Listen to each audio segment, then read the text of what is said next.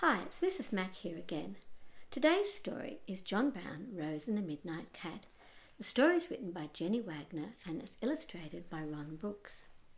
One of the main characters in this story is John Brown the dog, so I brought one of my little dogs with me as we read today's story. I hope you enjoy it. John Brown, Rose and the Midnight Cat. Story by Jenny Wagner, illustrations by Ron Brooks. Rose's husband died a long time ago. Now she lived with her dog. His name was John Brown. John Brown loved Rose and he looked after her in every way he could. In summer, he sat under the pear tree with her. In winter, he watched as she dozed by the fire. All year round, he kept her company. "We're all right, John Brown," said Rose. "Just the two of us, you and me." One night, Rose looked out of the window and saw something move in the garden. "What's that in the garden, John Brown?" she said. John Brown would not look. "Out there," said Rose. "I think it's a cat."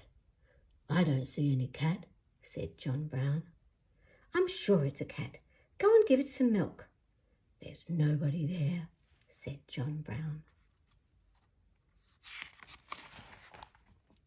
But that night, when Rose was safe in bed, John Brown went outside. He drew a line around the house and told the Midnight Cat to stay away. "We don't need you, cat," he said.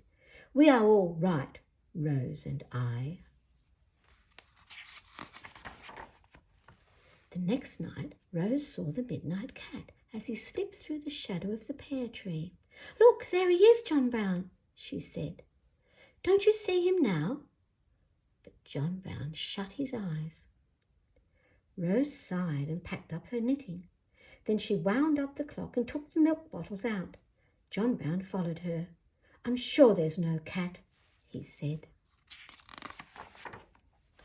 But Rose saw the Midnight Cat often after that. Every night, when John Brown was not looking, she put out a bowl of milk.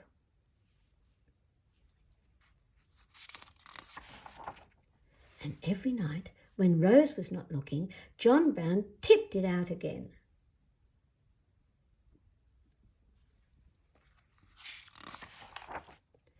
"You don't need a cat," he said.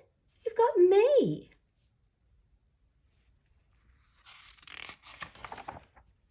One night, the Midnight Cat jumped up at the window and rubbed his back against the glass.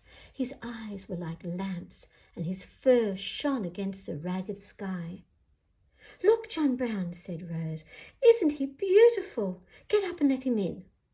"No," said John Brown, and pulled the curtains shut. "No, I won't let him in." Next morning, Rose did not get up. John Brown waited in the kitchen for his breakfast, and nothing happened. He went to see what was wrong. "I'm sick," said Rose. "I'm staying in bed." "All day?" said John Brown. "All day and forever," said Rose. John Brown thought. He thought all through lunchtime, and when supper time came, he was still thinking. An hour past supper time, he went back to Rose, and he woke her gently. "Will the Midnight Cat make you better?" he asked. "Oh, yes," said Rose. "That's just what I want." John Brown went out to the kitchen and opened the door, and the Midnight Cat came in. Then Rose got up and sat by the fire for a while, and the Midnight Cat sat on the arm of the chair and purred.